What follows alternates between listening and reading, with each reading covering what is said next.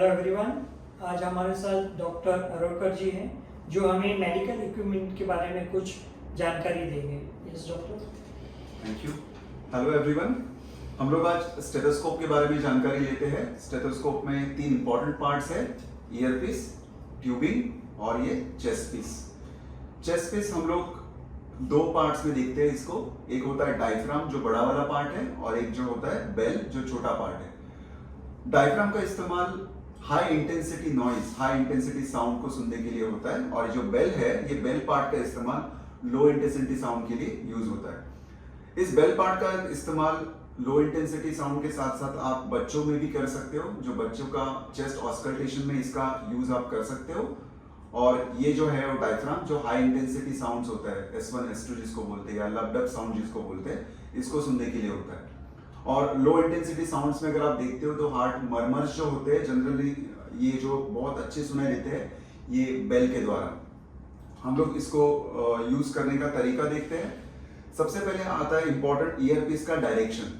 तो ईयरपीस का डायरेक्शन हमेशा आगे की तरफ होना चाहिए। दिस इज वेरी इंपॉर्टेंट, आगे की तरफ। कान में जब हम लोग लगाएंगे इसको तो ये जो डायरेक्शन है वो हमेशा इसका आगे की तरफ होना चाहिए। देन हम लोग चेक करते हैं कि डायफ्राम से हम लोग अगर चेक करना है तो डायफ्राम ऑन है क्या नहीं, और उसके बाद अगर ऑन नहीं है तो हम लोग उसको रोटेट करके क्लिक साउंड आने तक उसको ऑन करते हैं और उसके बाद हम लोग उसको पेशेंट को चेक करने के लिए इस्तेमाल करेंगे। तो अभी इस्तेमाल करने के लिए जब हम लोग लंग साउंड सुनते हैं तो हम लोग को हमेशा कंपेयर करना होता है राइट साइड, लेफ्ट साइड या left side and right side. तो एयर एंट्री जो है हम लोग को दोनों तरफ कंपेयर करना है कि इक्वल है या अनइक्वल है। तो इसके लिए हम लोग एक बार उसको लेफ्ट साइड में रखेंगे या कोई भी एक साइड में रखेंगे, या उसके बाद ये लंग साउंड सुनने के बाद जब पेशेंट सांस ले रहा है उसके बाद फिर दूसरी साइड में हम लोग उसको चेक करेंगे ताकि हमको पता चले कि राइट और लेफ्ट में दोनों तरफ एयर एंट्री इक्वल है या अनइक्वल है। ये हो गया अपेक्स के बारे में, लंग्स का अपेक्स जो ऊपर वाला पोर्शन है।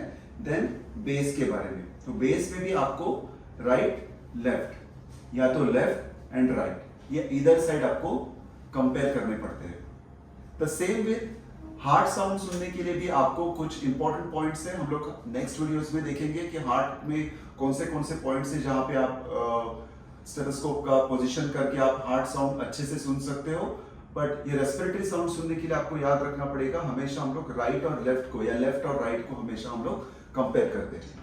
तो इस तरह से ये स्टेथोस्कोप का इस्तेमाल किया जाता है। इंपॉर्टेंट है आप कौन सी साइड यूज कर रहे हो वो हमेशा ऑन होनी चाहिए। कौन से साउंड सुन रहे हो, हाई इंटेंसिटी साउंड है तो डायफ्राम का इस्तेमाल कीजिए, और अगर लो इंटेंसिटी साउंड जैसे मरमर आपको हार्ट का जो सुनना होता है उसके लिए आप बेल का इस्तेमाल कर सकते हो। इसके बारे में अगर कुछ आपको क्वेश्चंस दिए जाएंगे, ये वीडियो के नीचे लिंक दी गई है और उस पर आप क्लिक करके आप क्वेश्चन का आंसर कर सकते हो। Thank you so much. Thank you doctor. Thank you.